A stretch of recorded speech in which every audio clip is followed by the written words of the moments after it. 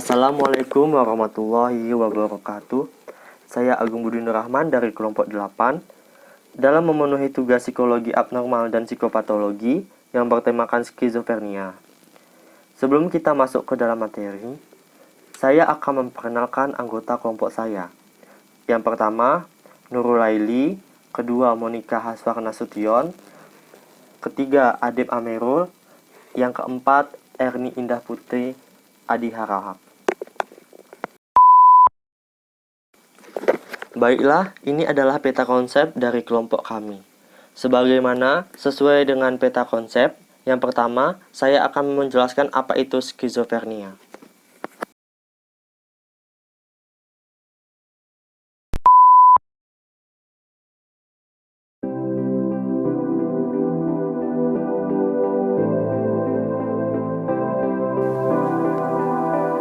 Menurut Rodianto, tahun 2007, skizofrenia berasal dari kata Yunani yang bermakna skizo, artinya terbagi, terpecah, dan prenia artinya pikiran. Jadi, pikirannya terbagi atau terpecah. Menurut Davidson, tahun 2012, skizofrenia adalah gangguan psikotik yang ditandai dengan gangguan utama dalam pikiran emosi dan perilaku pikiran yang terganggu, di mana berbagai pemikiran tidak saling berhubungan secara logis, persepsi, dan perhatian yang keliru. Efek datar atau tidak sesuai, dan berbagai gangguan aktivitas aneh atau bizarre. Pasien menarik diri dari banyak orang dan realitas, seringkali ke dalam kehidupan fantasi yang penuh waham dan halusinasi. Menurut Kaplan dan Sadov, tahun 2010, skizofrenia dapat didefinisikan sebagai suatu sindrom dengan variasi penyebab banyak yang belum diketahui, dan perjalanan penyakit tak selalu bersifat kronis yang luas, serta sejumlah akibat yang tergantung pada pengaruh genetik, fisik, dan sosial budaya. Menurut Setiadi tahun 2006, skizofrenia termasuk dalam salah satu gangguan mental yang disebut psikotis. Pasien psikotik tidak dapat mengenali atau tidak memiliki kontak dengan realitasnya. Baiklah, saya, Nurul Laili, akan menjelaskan mengenai sejarah konsep skizofrenia. Skizofrenia pertama kali diformulasikan oleh psikiater Eropa, yaitu Emil Kraepelin dan Eugen Bleuler. Kraepelin pertama kali mengemukakan teorinya mengenai demensia Peacock. Istilah awal untuk skizofrenia pada tahun 1898. Dia membedakan dua kelompok utama psikosis yang disebutnya endogenik atau disebabkan secara internal, yaitu penyakit manik depresi dan demensia Peacock. Pendapat Bleuler berbeda dengan Kraepelin terkait dua poin utama. Ia yakin bahwa gangguan tersebut tidak selalu terjadi pada usia dini, dan ia yakin gangguan tersebut tidak akan berkembang menjadi demensia tanpa dapat dihindari. Lalu, sebutan demensia Peacock ini tidak sesuai lagi, dan pada tahun 1908, Bleuler mengajukan istilahnya sendiri, yaitu skizofrenia. Konsep skizofrenia yang diperluas di Amerika Serikat merupakan pengaruh besar dari Bleuler. Berawal dari DSM-3 dan berlanjut dalam DSM-4 dan DSM-4-TF. Konsep skizofrenia di Amerika Serikat mengalami perubahan besar dari definisi terdahulu yang meluas menjadi 5 praktik-praktik diagnosis. Selanjutnya adalah kategori skizofrenia dalam DSM-4-TF. Yang pertama ada skizofrenia disorganisasi. Cara bicara mereka mengalami disorganisasi dan sulit dipahami oleh pendengar. Pasien dapat berbicara secara tidak runtut, menggabungkan kata-kata baru, seringkali juga disertai kekonyolan atau tawa. Yang kedua ada skizofrenia katatonik. Ciri utama pada skizofrenia tipe ini adalah gangguan pada psikomotor yang dapat meliputi ketidakbergerakan, aktivitas motorik yang berlebihan, negativisme yang ekstrim, gerak-gerakan yang tidak terkendali, dan mengulang ucapan orang lain.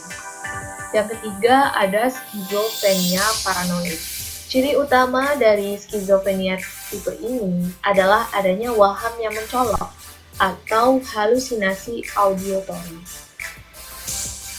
Yang keempat ada skizofrenia tipe undifferentiated, yaitu merupakan sejenis skizofrenia di mana gejala-gejala yang muncul itu sulit untuk digolongkan pada tipe skizofrenia tertentu. Yang kelima ada skizofrenia residual. Diagnosis skizofrenia tipe residual ini diberikan bila mana pernah ada paling tidak satu kali episode skizofrenia, tetapi gambaran klinis saat ini tanpa simptom positif yang menonjol. 4. Simptom klinis skizofrenia. Simptom-simptom yang dialami pasien skizofrenia mencakup gangguan dalam beberapa hal penting, pikiran persepsi perhatian, perilaku motorik, emosi, dan keberfungsian hidup. Bagi para ahli diagnostik DSM menentukan berapa banyak masalah yang harus ada dan seberapa tinggi kadarnya untuk menjustifikasi penegakan diagnosis. Durasi gangguan juga penting dalam menegakkan diagnosis. Ada 3 kategori simptom-simptom utama skizofrenia, yaitu simptom positif, simptom negatif, dan simptom disorganisasi. Simptom positif adalah tanda-tanda yang berlebihan yang biasanya pada orang kebanyakan tidak ada. Namun pada pasien skizofrenia justru muncul berupa waham dan halusinasi. Simptom negatif adalah simptom non-defisit, yaitu perilaku yang seharusnya dimiliki oleh orang normal namun tidak dimunculkan oleh pasien berupa avolition atau hilangnya energi, alogia atau miskin kuantitas isi pembicaraan, anhedonia atau ketidakmampuan untuk memperoleh kesenangan, asosialitas atau gangguan yang buruk dalam hubungan sosial dan afek datar. Simptom disorganisasi adalah perilaku yang aneh dan pembicaraan yang aneh atau bizarre. Di simptom positif ini terdiri delusi dan halusinasi. Delusi atau waham yaitu keyakinan yang berlawanan dengan kenyataan. Semacam itu merupakan simptom-simptom positif yang umum pada skizofrenia. Kalau halusinasi adalah persepsi sensorik yang salah di mana tidak terdapat stimulus sensorik yang berkaitan dengannya. Halusinasi dapat berwujud penginderaan kelima indera yang keliru, tetapi yang paling sering adalah halusinasi dengar atau auditory dan halusinasi penglihatan atau visual. Contohnya seperti pasien merasa mendengar suara-suara yang mengajaknya bicara, padahal kenyataannya tidak ada orang yang mengajak bicara, atau pasien merasa melihat sesuatu yang pada kenyataannya tidak ada. Selanjutnya, simptom negatif terdiri dari avolition, yaitu hilangnya energi, merupakan kondisi kurangnya energi dan ketidakminat atau ketidakmampuan untuk tekun untuk melakukan apa yang biasanya merupakan aktivitas rutin. Misalnya, pasien dapat menjadi tidak tertarik untuk berdandan dan menjaga kebersihan diri, dan rambut yang tidak tersisir, kuku kotor, gigi yang tidak disikat, dan pakaian yang berantakan. Dialogia atau miskin kuantitas isi pembicaraan merupakan suatu gangguan pikiran negatif. Alogia dapat terwujud dalam beberapa bentuk. Dalam miskin percakapan, jumlah total percakapan yang sangat jauh berkurang, jumlah percakapan memadai, namun hanya mengandung sedikit informasi dan cenderung membingungkan serta diulang-ulang. Anhedonia atau ketidakmampuan untuk memperoleh kesenangan. Ini tercermin dalam kurangnya minat dalam berbagai aktivitas rekreasional, gagal untuk mengembangkan hubungan dekat dengan orang lain, dan kurangnya minat dalam hubungan seks. Asosialitas atau gangguan buruk dalam hubungan sosial, yaitu mengalami ketidakmampuan parah dalam hubungan sosial. Mereka hanya memiliki sedikit teman, keterampilan sosial yang rendah, dan sangat kurang berminat untuk berkumpul bersama orang lain. Afek datar. Pada pasien yang memiliki afek datar, hampir tidak ada yang dapat memunculkan respon emosionalnya. Pasien menatap dengan pandangan kosong, otot-otot wajah mereka kendur dan mata mereka tidak hidup. Ketika diajak bicara, pasien menjawab dengan suara datar dan tanpa nada. Konsep afek datar hanya merujuk pada ekspresi emosi yang tampak dan tidak pada pengalaman diri pasien, yang bisa saja sama sekali tidak mengalami pemiskinan. Selanjutnya, simptom disorganisasi yang terdiri dari disorganisasi pembicaraan dan disorganisasi perilaku. Di disorganisasi pembicaraan ini juga dikenal sebagai gangguan berpikir formal, merujuk pada masalah dalam organisasi, berbagi pemikiran, dan dalam berbicara sehingga pendengar dapat memahaminya. Bicara juga dapat terganggu karena suatu hal yang disebut keluar jalur atau derailment, yang merupakan suatu aspek gangguan pikiran di mana pasien mengalami kesulitan untuk tetap berada pada satu topik yang terhanyut yang dimunculkan oleh suatu pemikiran dari masa lalu. Di disorganisasi perilaku merupakan beberapa abnormalitas motorik menjadi ciri katatoni. Para pasien dapat melakukan suatu gerakan berulang kali, menggunakan urutan yang aneh dan kadang kompleks antara gerakan jari, tangan, dan lengan yang seringkali tampaknya memiliki tujuan tertentu. Beberapa pasien menunjukkan peningkatan yang tidak biasa pada keseluruhan kadar aktivitas, termasuk sangat riang, menggerakkan anggota badan secara liar, dan pengeluaran energi yang sangat besar. Baik, di sini saya Adib Amirul Sapri akan menjelaskan tentang etiologi skizofrenia. Etiologi adalah sebuah faktor yang berkontribusi terhadap perkembangan suatu gangguan atau penyakit. Dan di sini skizofrenia dapat dianggap sebagai gangguan yang menyebabkan multiple yang saling berinteraksi. Salah satunya yaitu adalah keturunan. Penelitian pada keluarga penderita skizofrenia, terutama pada anak kembar satu telur. Menurut hukum Mendel, skizofrenia diturunkan melalui genetik yang regresif. Yang kedua ada gangguan anatomik. Dicurigai ada beberapa bangunan anatomi di otak berperan, yaitu lobus temporal, sistem limbik, dan reticular activating system.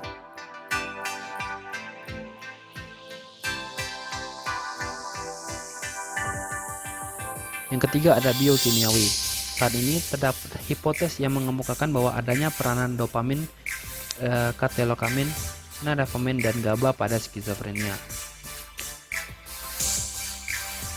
Selanjutnya Setiadi pada tahun 2006 mengatakan bahwa menggolongkan etiologi skizofrenia ke dalam dua pendekatan, yaitu somatogenesis dan psikogenesis. Pertama saya akan menjelaskan apa itu somatogenesis. Somatogenesis adalah pendekatan berusaha memahami kemunculan skizofrenia berdasarkan atau akibat dari proses biologis di dalam tubuh. Dan pertama ada itu genetik.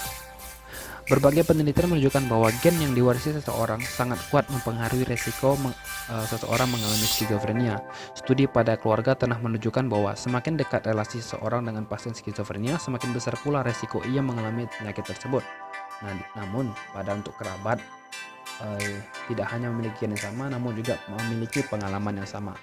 Bisa contoh untuk genetik ini kita ambil dari kayak film contoh yang kemarin tempat tenar itu film Joker.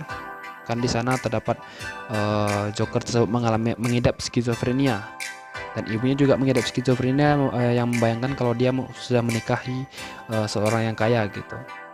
Nah, di sini dan dari film tersebut kita juga bisa melihat bagaimana sih orang-orang yang mengidap skizofrenia itu hayalan-hayalan fantasi-fantasi yang dia lihat secara nyata itu bagaimana, dan dampaknya bagi orang luar bagaimana gitu. Berikutnya ada biochemistry atau ketidakseimbangan kimiawi otak. Beberapa bukti menunjukkan bahwa skizofrenia mungkin berasal dari ketidakseimbangan kimiawi otak yang disebut neurotransmitter. Neurotransmitternya adalah kimiawi otak yang memungkinkan neuron-neuron untuk berkomunikasi satu sama lain, atau dibilang sebagai transportasi dari saraf ke otak.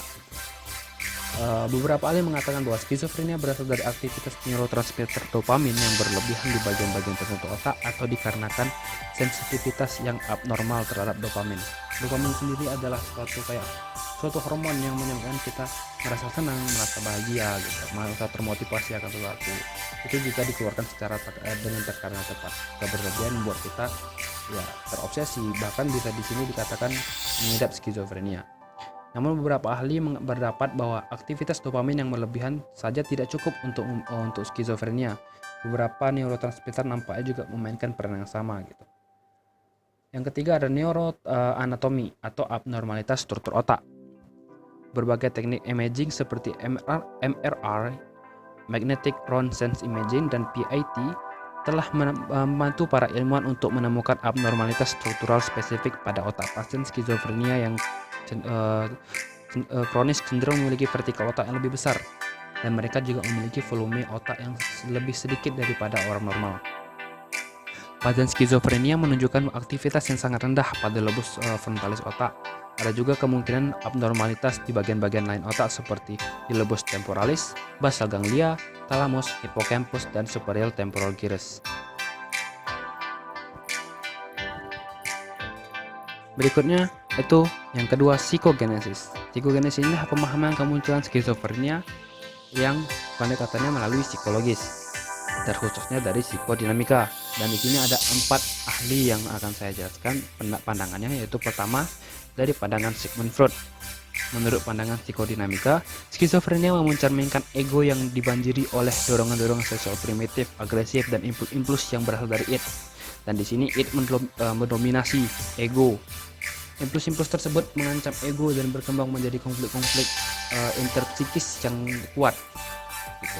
Id itu bisa dibilang kayak suatu bawaan dari lahir kita, sesuatu yang untuk hal yang untuk memuaskan diri kita. Kita menginginkan sesuatu, itu mendorong gitu. Dan di sini ego sebagai perdebatan antar diri kita dengan dunia luar. Agar yang kita lakukan untuk mendapatkan suatu kepuasan dari diri kita itu berjalan sesuai norma-norma yang ada di dunia nyata. Namun di bawah ancaman seperti itu, orang tersebut mundur ke periode awal atau tahapan oral. Pada tahapan ini, orang belum belajar bahwa dunia dan dirinya adalah hal yang berbeda. Karena ego yang menjembatani hubungan antara diri dengan dunia luar, kerusakan pada fungsi ego ini berpengaruh terhadap adanya jarak terhadap realitas dan yang khas skizofrenia. Masukan dari id menyebabkan fantasi menjadi disalahartikan sebagai realita, menyebabkan halusinasi dan waham. Impuls-impuls primitif mungkin juga membawa beban yang lebih berat daripada norma-norma sosial dan diekspresikan pada perilaku yang aneh dan tidak sesuai dengan sosial. Yang kedua ada pandangan dari Harry Stack Sullivan. Sullivan pada 1962 menekankan pentingnya hubungan antara ibu dan anak yang terganggu dan mengemukakan argumentasi bahwa hal tersebut dapat menetapkan tahapan untuk penarikan diri secara perlahan-lahan. Orang lain juga pada masa anak-anak awal.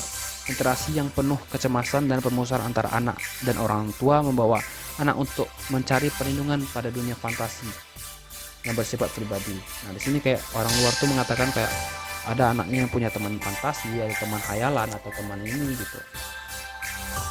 Nah, itu juga lingkaran setan pun terjadi. Semakin anak menarik diri, semakin berkurang kecepatan anak itu untuk membangun kepercayaan pada orang lain dan keterampilan sosial yang dibutuhkan untuk membangun keintiman. Kemudian ikatan yang lemah antara anak dan orang lain mendorong kecemasan sosial dan penarikan diri yang lebih jauh. Siklus ini berlanjut sampai masa dewasa muda. Kemudian diharapkan dengan meningkatnya tuntutan sekolah, pekerjaan, dan hubungan-hubungan dengan orang lain yang intim. Orang tersebut menjadi semakin dibanjiri dengan kecemasan, stres, dan semakin menarik diri dari dunia nyata menuju dunia fantasi dia sendiri. Yang ketiga ada dari pandangan aliran ego psikologi. Federn pada 1952 mengatakan bahwa pasien skizofrenia memiliki batasan antara yang ada di dalam dan di luar karena ego boundary mereka tidak memadai lagi. Mahler pada 1952 mengatakan juga bahwa ego boundary berkembang dari kontak fisik antara ibu dan bayi. Tidak hanya ada stimulus ini pada diet ibu bayi mengakibatkan kesulitan pasien skizofrenia membedakan diri dengan orang lain. Kecenderungan pasien skizofrenia dewasa untuk menyatu pada psikologis dengan sekeliling mereka dapat dipahami sebagai usaha untuk membangun kembali kebahagiaan simbiotik di masa awal kehidupan. Namun demikian, kebersatuan ini juga mengakibatkan ketakutan akan kehancuran diri, mengakibatkan pasien merasa terjebak antara ingin bersatu dan ketakutan akan diintegrasi. Yang pandangan terakhir adalah object relation theory. Skizofrenia memutuskan relasi penderitanya dari orang lain. Pasien skizofrenia dikatakan di dunianya sendiri dan dunia yang tidak bisa dilihat oleh orang lain. Lane mengatakan bahwa penderita skizofrenia tidak merasa nyaman di dalam dunia, tidak mampu mengalami dirinya bersama orang lain, dan juga tidak mampu mengalami dirinya secara utuh atau terpecah-pecah gitu. Kondisi keterpisahan dari relasi dengan orang lain merupakan akibat dari gangguan dari relasi yang paling awal, yaitu antara bayi dan pengasuhnya. Atau bisa dibilang ini kembali ke tempat yang awal tadi, itu bayi dengan orang tuanya atau ibunya. Sekian, terima kasih. Terapi skizofrenia. Yang pertama ialah penanganan biologis. Yang A. Terapi kejut dan psikosurgery. Pada awal tahun 1930-an, dilakukan intervensi biologis yang radikal terhadap para ODS. Di antaranya adalah terapi koma insulin, yaitu penanganan yang dilakukan dengan memberikan insulin dalam dosis yang tinggi. Praktek ini diperkenalkan oleh Skell pada tahun 1938. Terapi ini kemudian dianggap memiliki efektivitas yang rendah, berbahaya, dan mulai ditinggalkan. Selain itu, terapi elektrokonsulit yang diciptakan oleh Crowley dan Lin pada tahun 1938 juga dianggap memiliki efektivitas minimal. Pada tahun 1935, Monique, seorang psikiater, memperkenalkan lobotomi frontalis, suatu proses pembedahan yang membuang bagian-bagian yang menghubungkan lobus frontalis dengan pusat otak bagian bawah. Yang B. Terapi somatik atau medikamentosa. Obat-obatan yang digunakan untuk mengobati skizofrenia disebut antipsikotik. Antipsikotik bekerja mengontrol halusinasi, delusi, dan perubahan pola pikir yang terjadi pada skizofrenia. Antipsikotik pertama kali diperkenalkan 50 tahun yang lalu dan merupakan terapi obat-obatan pertama yang efektif untuk mengobati skizofrenia. Terdapat 3 kategori obat antipsikotik yang dikenalkan saat ini, yaitu antipsikotik konvensional, neuroatypical, antipsikotik, dan clozaril. Yang kedua ialah penanganan psikologis. Yang A. Terapi psikodinamika. Terapi personal membantu pasien beradaptasi secara lebih efektif terhadap stres dan membantu mereka membangun keterampilan sosial, seperti mempelajari bagaimana menghadapi kritik dari orang lain. Yang B. Terapi perilaku. Terapi perilaku yang meyakinkan bahwa yang salah menyebabkan skizofrenia. Intervensi berdasarkan pembelajaran telah menunjukkan efektivitas dalam memodifikasi perilaku skizofrenia dan membantu orang-orang yang mengalami gangguan ini untuk mengembangkan perilaku yang lebih adaptif yang dapat membantu mereka menyesuaikan diri secara lebih efektif untuk hidup dalam komunitas. Yang C. Terapi berorientasi keluarga. Terapi ini sangat berguna karena pasien skizofrenia seringkali dipulangkan dalam keadaan remisi parsial. Keluarga yang dimana pasien skizofrenia kembali sering mendapatkan manfaat dari terapi keluarga yang singkat namun intensif. Yang D. Terapi kelompok. Terapi kelompok bagi skizofrenia biasanya memusatkan pada rencana, masalah, dan hubungan dalam kehidupan nyata. Terapi kelompok efektivitas dalam menurunkan isolasi sosial, meningkatkan rasa persatuan, dan meningkatkan tes realitas bagi pasien skizofrenia. Yang E. Psikoterapi individual. Penelitian yang paling baik tentang efek psikoterapi individual dalam pengobatan skizofrenia telah memberikan data bahwa terapi dapat membantu dan menambahkan efek terapi farmakologis. Suatu konsep penting di dalam psikoterapi bagi pasien skizofrenia adalah perkembangan suatu hubungan terapik yang dialami pasien sebagai aman. Yang ketiga ialah perawatan di rumah sakit. Indikasi utama perawatan rumah sakit adalah untuk tujuan diagnostik, menstabilkan medikasi, keamanan pasien karena gagasan bunuh diri atau membunuh. Perilaku yang sangat kacau, termasuk ketidakmampuan memenuhi kebutuhan dasar. Tujuan utama perawat di rumah sakit yang harus ditegakkan adalah ikatan efektif antara pasien dan sistem pendukung masyarakat. Rehabilitas dan penyesuaian yang dilakukan para perawat rumah sakit harus direncanakan. Perawat di rumah sakit menurunkan stres pada pasien dan membantu mereka menyusun aktivitas harian mereka. Lamanya perawatan rumah sakit tergantung dari keparahan penyakit pasien dan ketersediaan fasilitas pengobatan rawat jalan.